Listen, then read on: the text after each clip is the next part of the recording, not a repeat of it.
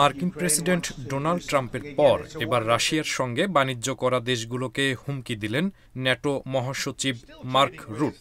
স্থানীয় সময় বুধবার তিনি এ হুমকি দেন বলে এনডিটিভি জানিয়েছে।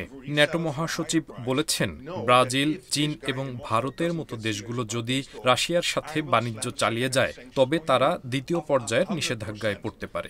এতে খুব বেশি ক্ষতিগ্রস্ত হওয়ার সম্ভাবনা আছে। একদিন আগেই ডোনাল্ড ট্রাম্প বলেছিলেন, রাশিয়া যদি ৫০ দিনের মধ্যে ইউক্রেন যুদ্ধ থামাতে প্রস্তুত না হয় তাহলে তাদের ওপর শতভাগ শুল্ক আরোপ করা হবে।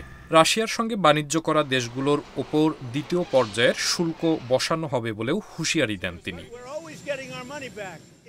এবার ভারতসহ অন্য কয়েকটি দেশের নাম উল্লেখ করে ট্রাম্পের হুমকির পুনরাবৃত্তি করে ন্যাটো মহাসচিব বলেন, এই ৩টি দেশের প্রতি আমার আগ্রহ, বিশেষ করে যদি আপনি এখন বেইজিংয়ে থাকেন, দিল্লিতে থাকেন অথবা আপনি ব্রাজিলের প্রেসিডেন্ট হন, তাহলে আপনি এটি একবার দেখে নিতে পারেন, কারণ এটি আপনার উপর খুব বেশি প্রভাব ফেলতে পারে।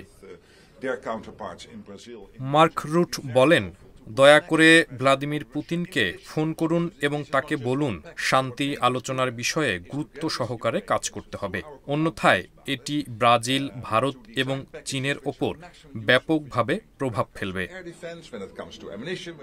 প্রতিবেদন বলছে, ইউক্রেন যুদ্ধ ঠেকাতে এর আগে বেশ কয়েকবার চেষ্টা করেছেন ডোনাল্ড ট্রাম্প। একই সঙ্গে যুদ্ধ থামাতে শুল্ককে হাতিয়ার বানাতে চান তিনি। এতে ভুগতে হতে পারে ভারতকে। এর আগেও বেশ কয়েকবার রাশিয়ার সঙ্গে বাণিজ্য বন্ধের জন্য ভারতের ওপর চাপ সৃষ্টি করেছে যুক্তরাষ্ট্র। তবে রাশিয়ার সঙ্গে বাণিজ্য অব্যাহত রেখেছে ভারত। সম্প্রতি ইউরোপীয় union, Mexico, Myanmar, Bangladesh, Japan সহ ২০টিরও বেশি দেশের ওপর ব্যাপক হারে শুল্ক আরোপ করে আমেরিকা। তবে এই সময়ে ভারতকে কোনো শুল্ক চিঠি পাঠানো হয়নি। ট্রাম্প যেসব দেশের ওপর শুল্ক আরোপের ঘোষণা করেছেন তাদের ১ আগস্ট থেকে নতুন হারের মুখোমুখি হতে হবে। এদিকে শুল্ক ইস্যু নিয়ে রাশিয়ার পররাষ্ট্রমন্ত্রী সের্গেই ল্যাভরভ বলেছেন, মস্কো নতুন নিষেধাজ্ঞা মোকাবেলায় পুরোপুরি প্রস্তুত। রাশিয়া এবং রাশিয়ার বাণিজ্য অংশীদারদের ওপর আমেরিকার এই ১০০% শুল্ক আরোপের হুঁশিয়ারকে পাত্তা দিতে নারাজ তিনি। সাংহাই কোঅপারেশন অর্গানাইজেশনে পররাষ্ট্রমন্ত্রীদের বৈঠকের পর এক সংবাদ সম্মেলনে তিনি বলেন, রাশিয়া এরই মধ্যে নজিরবিহীন নিষেধাজ্ঞার মুখোমুখি হয়েছে। নতুন যে কোনো বিধিনিষেধ মোকাবেলায় দেশটির সক্ষমতার উপর আস্থা প্রকাশ করেন তিনি।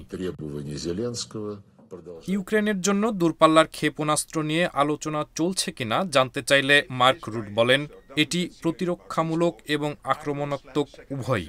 আমরা প্রেসিডেন্টের সাথে বিস্তারিত আলোচনা করিনি। বিষয়টি এখন পেন্টাগন, ইউরোপের সর্বোচ্চ মিত্রবাহিনীর কমান্ডার এবং ইউক্রেনীয়দের অংশগ্রহণে বাস্তবায়িত হচ্ছে।